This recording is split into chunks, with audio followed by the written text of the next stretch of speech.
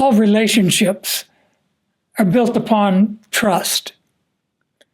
Be that your relationship of a patient to a doctor, a child to a parent, husband and wife, a person buying or selling.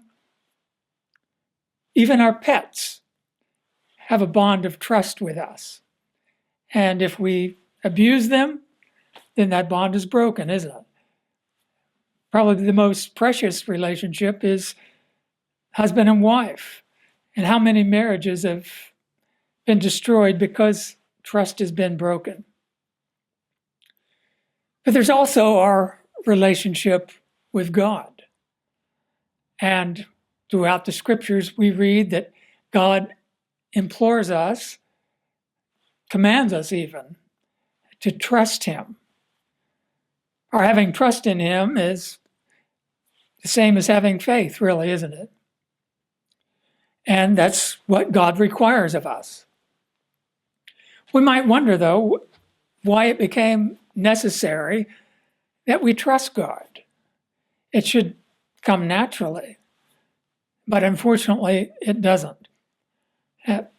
Most people are estranged from God, alienated, the apostle said.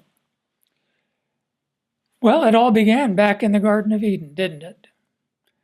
And the trusting relationship that Adam had with his creator was ruined because his wife listened to this talking serpent. And of course, we know that a spirit creature was behind that, one who's come to be known as Satan the devil. And you know, in Hebrew, the word that's used for devil literally means a slanderer. This angel, this son of God, slandered his heavenly Father, called into question his good name, his motive. Is it really true that God said you must not eat from every tree? And then he went so far as to say, oh, God knows that in the day of your eating from this fruit, your eyes will be opened and you'll be like God, knowing good and bad. In other words, God was not trusting. He didn't trust his servants, and therefore they shouldn't trust him completely. He's holding something back. He doesn't want you to know as much as he knows. And so that's where it all began. In fact, when Jesus was on the earth, he said that the devil was a liar and the father of the lie. Think of that. He invented the lie. No one had ever told a lie before. Of course, there weren't any humans on this earth, but among the heavenly sons of God who'd been around for eons, no one had ever told a lie. It's amazing that when you think about it, that the apostle said that it is impossible for God to lie. For some humans, it's impossible for them to tell the truth. What a perversion. Well, what was to become of God's purpose? He had, in effect, trusted Adam and Eve to fulfill his purpose. He only gave them a couple of commands. One, not to eat from the tree, of course, but the other was to fill the earth, subdue it, and have in subjection the fish of the sea and so forth. So, and then God began resting from all the things he created. But surely his intention was not just to have two people living on earth or have a decrepit, dying race. No, God trusted Adam and Eve to carry out his purpose. And quite likely the devil saw how he could. You know, it's interesting that Satan did not call into question God's power. There would have been no contest. God would just gone. But he questioned God's trustworthiness. And likely that in the devil's mind, he saw that God had announced that he was resting, But if they ate from this tree, they would die. But he commanded them to fill the earth. But if he gets them to disobey God, what can God do? If he puts them to death, who's going to fill the earth and subdue it? If he lets them off the hook, God's lying. He said he'd put them to death. And if God lets them die and creates more humans, he breaks his own Sabbath. He said he was going to rest. Anyway, Jehovah announced on that very day his intention to produce an offspring of this mysterious woman who would crush the head of the serpent. Of course, at the time, nobody knew who this serpent was. But of course, as I mentioned, Jesus revealed him as the original murderer and liar, Satan the devil. And the reason Jesus could reveal him as such is because he was the offspring of the woman, the promised one. And he was bruised in the heel, of course, when Satan had him put to death. But going back after the Garden of Eden, God allowed them to produce sinful, dying offspring, knowing that he would ransom them from death through this promised Messiah. But in time, others joined Satan's rebellion, others in heaven, that is, other sons of God. And Genesis chapter 6 says they began to notice the daughters of men, that they were good looking. And they came down and took wives for themselves, all whom they chose. Well, God let it go on for a while, and then he put a stop to it. He caused the great deluge and wiped them out and forced these materialized sons of God, these angels, back into the spirit dimension where they belonged. And the apostles wrote about the angels that did not keep their original position. So, at any rate, God began anew after Noah and his family emerged from the ark. And in time, Jehovah contacted a man called Abram.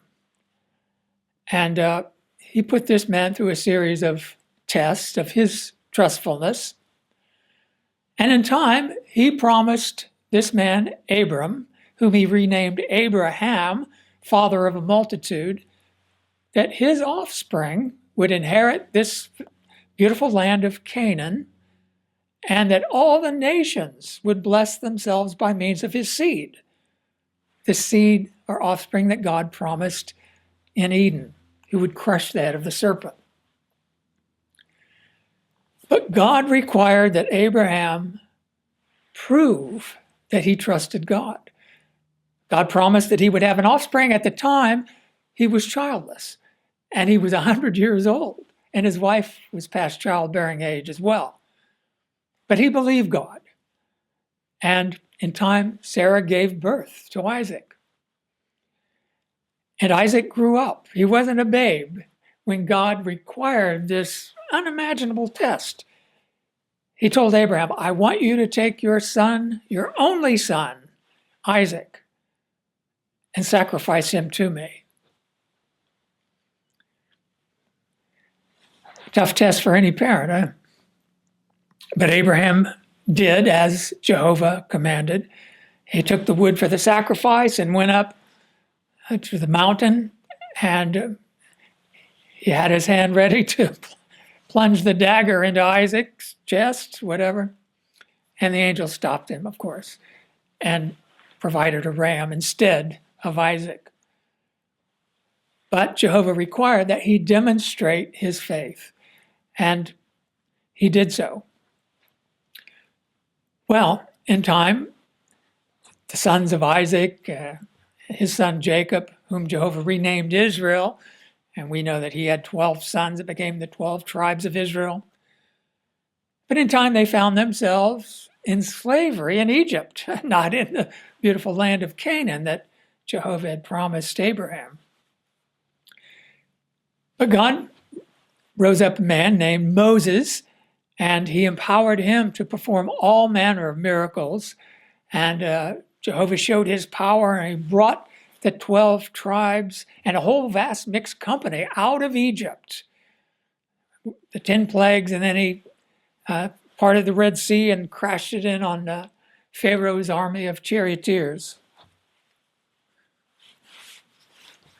At any rate, the Israelites came into the promised land as Jehovah had promised them. But it wasn't long. They didn't listen to Jehovah. They didn't trust Jehovah.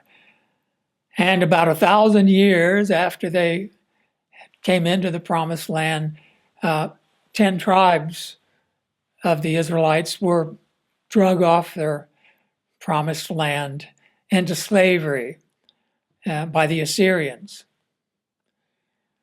And the Assyrian army came up against Jerusalem. They came into Judah, in fact, and they took out one of the nearest cities, Lachish. And King Sennacherib sent his envoy to Jerusalem and told them, look, just surrender. You can come out and we'll take you to a land. You can have your own house, your fig trees and all of that. Just give us the gold. We'd rather not get ourselves all worked up in a sweat, basically, killing all of you. We just want the booty anyway. Just give it to us. And Rabshakeh, his spokesman, made a very good point. He said, don't allow Hezekiah to deceive you, claiming that Jehovah will protect you. What gods of the nations surrounding have protected their people from the king of Assyria? And that included Samaria, where the 10 tribes were. And their God was Jehovah. And he did not protect them from the Assyrian army. So he made a very good point. But Hezekiah did trust in Jehovah. And he trusted in Isaiah, Jehovah's prophet, who came to him and said, do not worry, they will not shoot an arrow into this city. I will defend it. But there the Assyrian army was, camped just outside. But you likely know what happened. Jehovah sent an angel, one angel, went through the camp as they slept, and they never woke up. And by the way, the Watchtower, if you've not seen it, they produced a video on Hezekiah that was shown at the 2016 convention. It's an excellent production. It's on the JW broadcast. Well, Jehovah certainly saved Jerusalem, didn't he? But people, being what they are, inexplicably, Hezekiah invited the king of Babylon into his palace and showed him all of his treasures and all of his treasures in the temple in Jerusalem and so forth. And again, the prophet Isaiah came into him and said, who was that was just here? And the king of Babylon, yeah. And I showed him all of my wealth. And Isaiah said, it's all going to Babylon for that very reason. Well, almost 200 years later, Babylon rose to prominence, and they took out the Assyrian army and the Egyptian army at the crucial battle of Carchemish. And that paved the way for Nebuchadnezzar to come down and to lay siege to Judah once again. Well, likely the Jews, their priests and their king and the noblemen, they may have thought, and they had the history, they may well have thought that Jehovah will protect them again. This is Jehovah's city, right? This is where he placed his name. But Jehovah's prophet, Jeremiah, through Jehovah's inspiration, said, do not put your trust in fallacious words. Do not deceive yourselves, saying, the temple of Jehovah they are. No, Jehovah assured them, unless they did what he said and repented of their badness, which involved taking care of the widow and the orphan whom they were neglecting. Unless they did that, the king of Babylon was most assuredly going to come in and destroy Jehovah's holy city. And that's exactly what happened. And Jehovah still at that point, though, gave them an opportunity to trust him and to save their own lives. And through Jeremiah again, he told them, simply fall away to the Chaldeans. Come out with your hands up, as they say. Surrender. And you can live. True, you'll lose your house, your possessions. You'll have to live in a faraway land, but you'll stay alive and your family lineage can go on. Well, even at that, most of the Jews refused. And even the Jews that stayed behind. Jeremiah told them, do not flee and run to Egypt. They did. And as a consequence, Jehovah sent Babylon to Egypt and punished them there. Well, we see that it's really difficult for people that claim to know Jehovah and to be in a relationship with him to trust him. That was the problem for the Jews, wasn't it? At the time, Jehovah's prophets, of course, foretold that even though Babylon was used by Jehovah as his executioner, God would judge Babylon. And even before Babylon came to power, Isaiah foretold that in one night it would fall. And that's exactly what happened. October 2nd, I believe, 539, the Medo-Persian armies came and somehow diverted the Euphrates River that Babylon was on the shore, the bank of, I should say. And the city was in a partying mood. They left the gates open. After all, they were impregnable. And the Medo-Persian armies came in and killed the king on that very night. And as Jehovah foretold, the Jews were released by Darius, went back, rebuilt Jerusalem, because that's where the Messiah was going to come. By the way, it's believed that when Abraham went up the mountain to sacrifice his son, it was on the very mountain where Solomon had built his temple. At any rate, it's an interesting point that I'm backtracking here a little bit. When Abraham was in the land of Canaan and Jehovah imposed this test upon him, there's no record that the Canaanites, the 7 tribes of the Canaanites, who were notoriously immoral and worshipped all these gods, but there's no record that they practiced child sacrifice at that time. But afterwards, when the Israelites came into the promised land, they were practicing it. And in fact, the Israelites picked up the disgusting practice of child sacrifice. And that's one of the reasons Jehovah had Jerusalem destroyed. He said such a thing never came up into his heart. But it's interesting because Abraham proved his faith by that means, by coming as far as good as offering up his son. The demons began imposing that upon their worshipers. Imagine that. As much pain as a woman goes through giving birth, that they would hand a babe over to be killed and thrown into a fire to appease some god. But it's as if the demons said, well, that's no big deal. Our worshipers will sacrifice their sons. Really, because Isaac at the time was Abraham's only son, his only begotten son, it pictures what Jehovah would do with his only begotten son. As Jesus said to Nicodemus, God loved the world so much, he gave his only begotten son in sacrifice. But in time, after Jerusalem was rebuilt, the Messiah came. And by that time, Jerusalem was a bustling city, and the Jews that had been scattered throughout who didn't relocate back in Jerusalem, many of them would come to Jerusalem for the festivals.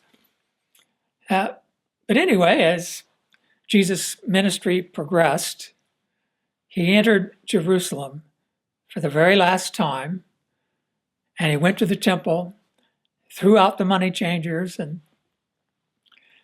he told the apostles that the temple was going to be thrown down, and not a stone would be left upon a stone. So the apostles, they were probably stunned, because this was the holy city. And Jesus was there. He was going to become king. Where was his throne going to be? Right? Well, even the first Christians were anointed. The 120 were anointed in an upper room in the city of Jerusalem. And the apostles, they began preaching in the temple every day, it says. So they could have reasoned in their own mind, well, wait a minute, maybe Jesus is not talking about all of Jerusalem being destroyed, because, we have read in the prophets that anyone who attacks Jerusalem, it's as if they're poking their finger in God's eyeball. It's going to, require an instantaneous reaction. And didn't the prophet say that the Messiah would return and his feet would touch upon the Mount of Olives? So, and when Jesus left, he said he was coming back. Surely he's coming back to the place where he left. So, but Jesus said that Jerusalem would be surrounded by enemies. They would build around it a fortification with pointed stakes, and they would dash her children within to the ground. And Jerusalem would be trampled on by the nations until the appointed times of the nations had been fulfilled. So Jesus gave them explicit instructions. When you see the disgusting thing that causes desolation, get out. If you're out in the field, don't come back to the house. If you're up on the roof, don't go back inside to get your garments. Get out of town. Because the Romans came, but then they inexplicably left. But then they came back.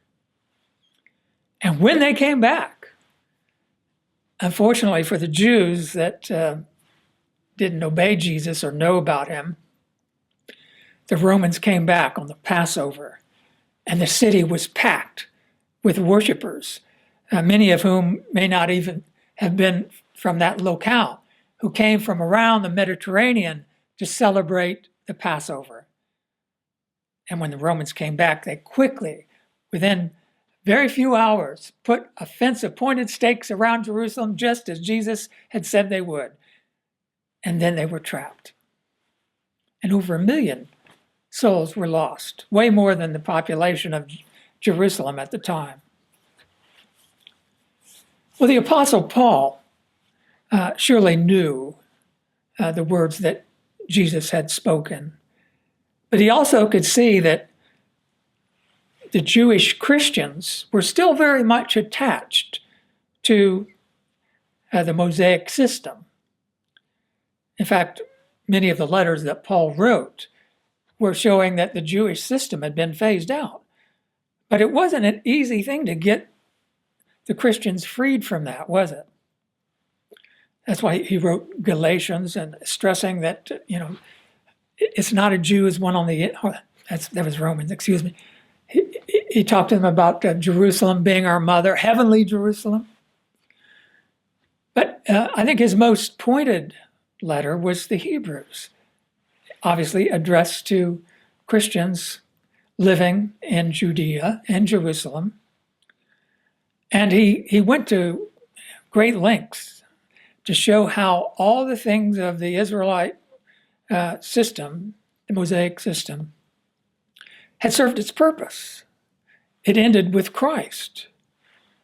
And in the 13th chapter of Hebrews, he made the comparison how the priest would take the animals after they'd been sacrificed to Jehovah, and they would take them outside the camp or outside the city of Jerusalem and dump their ashes. In the same way, Jesus had been executed outside the city wall of Jerusalem. And so Paul told his Hebrew brothers, let us therefore go outside the camp to Christ, because we do not have here in Jerusalem a city that remains. So he was helping them get their mind divorced from the Jewish law, the temple in Jerusalem, so that they would be more ready to leave the city when the disgusting thing showed itself, which came in the form of the Roman armies, and they entered the temple and so forth. Well, I think you can see maybe where I'm going with this. And we see the pattern of people down through history, people that should have known better, people that had access to God's words. The problem is they always put faith in what they could see. But Christians should not put our faith in things that we see, including a visible organization. And that's surely an expression that Jehovah's Witnesses are familiar with. The Watchtower Society is Jehovah's visible organization. Well, what is so different about that mentality and the Jews living in Jerusalem, either in Jesus' day or in Jeremiah's day, who felt like, we have the temple of Jehovah. This is where Jehovah put his name. This is Jehovah's visible organization. But if they wanted to survive, they had to break with the accepted orthodoxy. They had to demonstrate their trust in Jehovah. And Jeremiah was considered, a nobody. He was an outsider. This guy's not part of the Jewish establishment. But if you wanted to live, you'd better listen to what this prophet said. Well, we know after Jerusalem was destroyed in time, the apostles died off and Christianity became absorbed into the Roman Empire. And for the most part, Christianity didn't exist anymore. It had become so corrupted, it was like Israel before they went into exile. It was steeped in idolatry and superstition and all sorts of evil and wickedness. But Jesus said, when he returns, there would be a harvest, that there would be truthful sons, and they would be commingled with those who were planted by Satan the devil. So looking back, we can see that Jehovah began preparing for the culmination of his purpose. And what is his purpose? As Paul wrote in Ephesians, for an administration at the full limit of the appointed times that would gather all things together again, the things in the heavens and the things on the earth. In other words, those who are going to be with Christ in heaven, there are the things in the heavens, the 144,000, and those who are going to live on the earth.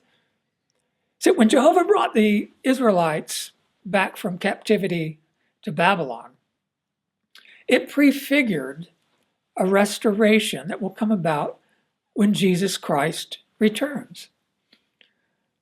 That's why Jehovah called Cyrus his anointed one, literally his Messiah. And Jesus will perform a similar liberation. And all the prophecies, for example, in Isaiah, when the Jews came back, Jehovah referred to that as the new heavens and the new earth, the rebuilt city of Jerusalem. Well, if you're one of Jehovah's Witnesses, you know the Watchtower applies all of those prophecies to itself, to Jehovah's Witnesses. The rebuilt city of Jerusalem began back in 1919. For example, the prophecy in the second chapter of Isaiah.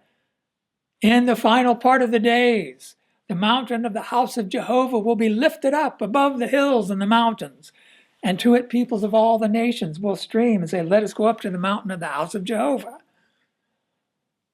And it goes on to say that Jehovah will set all things straight, and people will beat their swords into plowshares, and nations will not learn war anymore. And Jehovah's Witnesses may reason, well, it looks like that has been fulfilled because Jehovah's Witnesses don't learn war. We refuse to be inducted into the military. But has that brought peace to the earth? Because a relatively small religious group has not taken up arms, hasn't brought peace to the earth. The nations are still warring, are they not? When Jesus spoke about the disgusting thing standing in the holy place, he referred the reader to the prophecy of Daniel. There's several places that he could have been referring to, but in the 8th chapter of Daniel, it speaks of the desolation of the holy place and the removal of the constant feature of Jehovah's worship. And even the Prince of Princes will be confronted by this political tyrant. Well, the Watchtower is well aware of this prophecy, and they've applied it to themselves again, and that the holy place that was desolated, the holy ones were brought to ruin during World War II. And of course, Jehovah's Witnesses were terribly persecuted in Nazi Germany, put into concentration camps. Some were executed, some died of, deprivation, hunger, cold. And in the United States, there were mob actions against Jehovah's Witnesses. Some countries banned the literature of Jehovah's Witnesses during that time. But in the United States, the government actually upheld the rights of Jehovah's Witnesses. And there's been several books written about the Supreme Court victories that the Watchtower had won. And in all of that, Jehovah's Witnesses in the United States were not under ban. The point is, the Watchtower has obscured these prophecies. For example, the holy place that Jesus said would be desolated by a disgusting thing is Christendom. And the fulfillment of Jesus' words will take place when the United Nations destroys Babylon the Great. Well, if that's the case, though, why would Jesus say that when you see this thing happening, to take action? Doesn't make sense. If Jehovah's Witnesses are no part of Christendom prior to that,